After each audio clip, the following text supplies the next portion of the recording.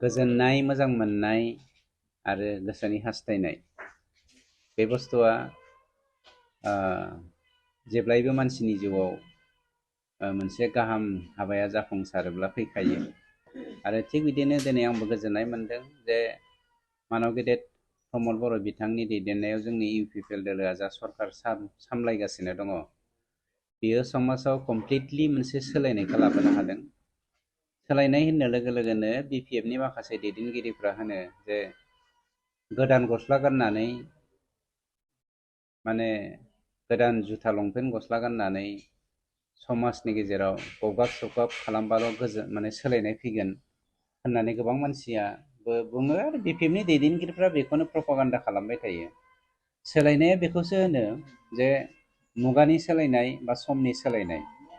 दिनै थांनाय 17 बोसोराव BPFआ धुरन्धर भाबै जाबायदि जोंनि समाजावहाय नांलाय खमलाय बुलाय सोलाय जाग्लुं लोंग्लुं मोसाग्लुं बायदिसिना लाबोदोंमोन बेफोरबायदिनिफ्राय जोंनि समाजा दिनै बारग'नो हाबाय।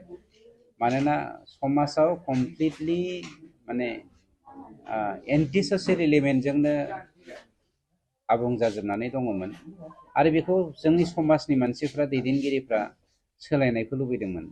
बेफोरबायदि सोलायनायखौसो सोलायनाय होनो आरो बेखौ मोजां मोननानैनो दिनै आस्राबारि प्राइमारिनि गामिनि दैदेनगिरिफ्रा गंफा गंफा गामिनि दैदेनगिरिफ्रा मैयाबो सासे दुलाराय हारिमु आफादनि सासे दैदेनगिरिया बिथाङाबो BPFनि दैदेनगिरिमोन, स्ट्रं दैदेनगिरिमोन। बिथाङाबो दिनै थांनाय हराव जयेन जाफैदों UPPL दोलोआव।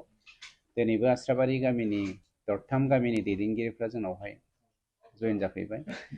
बेनिखायनो लिडारफोरनि थ्रुयै लिडारफोरखौ जों जयेन खालामग्रोनायनि गुबै जाहोनानो जादों बिथांमोना मावनाय दांनायजों लोगोसे गावसोरनि गामिखौ सोलायहोनायनि जा लुबैनाय बेखौ स्पिड आप खालामनो लुबैनायनि थाखाय जों बिथांमोनखौ दा जयनिं खालामग्रोबाय।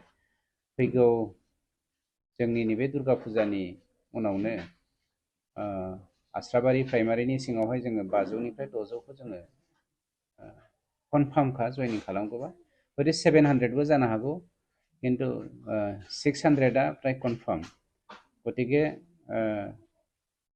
जोंनि गुबै थांखिया जादों समाज बेबस्थाखौ गुफुं खालामनाय आरो आबुं महर होनाय। बेखौ नोंथाङा सोंनाया मोजाङानो जादों आरो जनसाधारनाबो बेखौ मिथिनो गोनां दङ। गंसे साथानि दामा बै समाव 50निफ्राय 60 रांल'मोन आरो बे गंसे साथाखौ जुदि माल्टिप्लाइ खालामनानै दाम देखायोब्ला कारापसना गोबां जायो, बेखौ जों मिथिगौ। आरो बेखौनो थांनाय 17 बोसोराव BPFआ खालामदोंमोन, जायनि जाहोनाव दिनै जोंनि समाजावहाय साफ्रोमबो जोङो 3000 crore धारखौ BPFआ खालामना गालांनाय धारखौ जों फाफ्लियाव लानो गोनां जादों बा खर'आव रुजुननो गोनां जादों। आरो बेफोरबायदि धारखौ जोंनि सरकारनि दिनाव जोङो समाजाव होलांनो गोसो गैया, जायनि जाहोनाव इ.एमफोरा डुप्लिकेसि खालामनानै बा लिडारफ्रा डुप्लिकेसि खालामनानै BPFनि समनि बायदि जोंनि दिनावबो दा जानो हाथों, बे अबस्थायै जों बे खामानिखौ मावनाय जायाखै।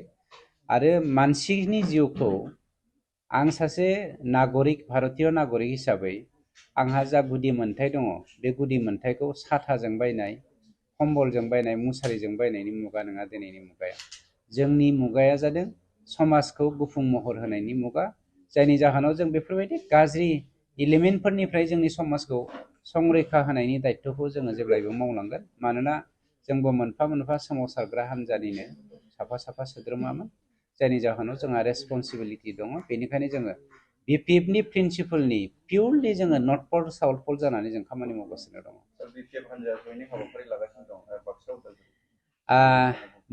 मैया जे BPFनि जयनिं प्रग्राम जादोंमोन, नोंथांमोनानो दंखायोमोन।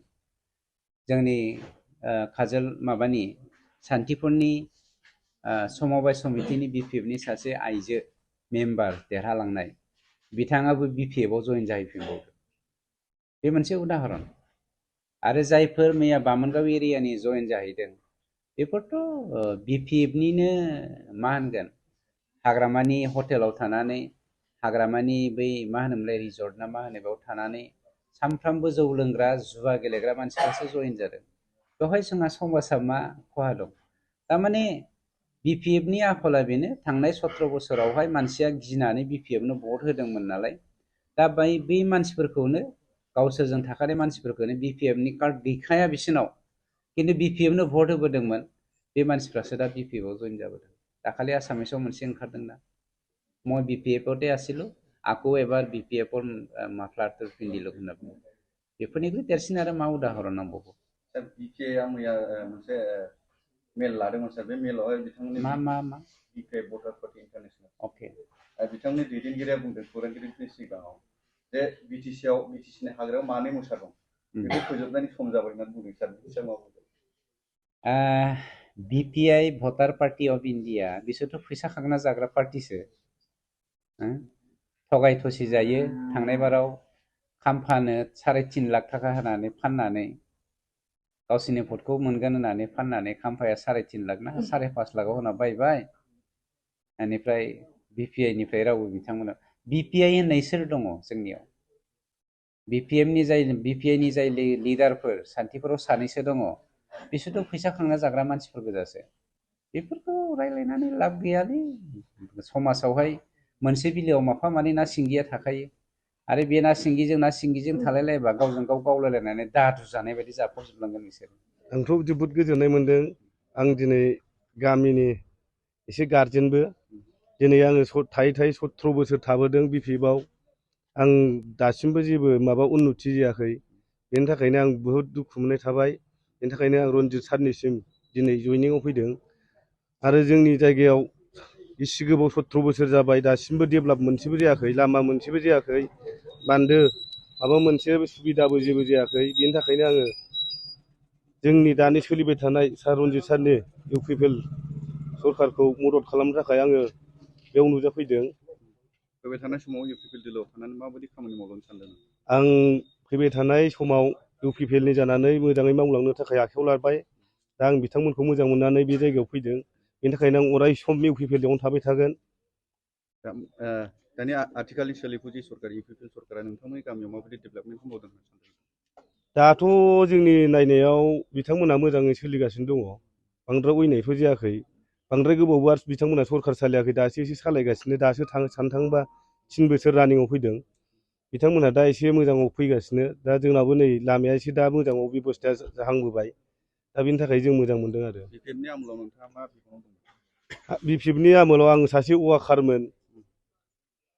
दा नोंथांजों लोगोसे साबेसे सुबुङा बेहाय दिनै जइनिं जाफैदों?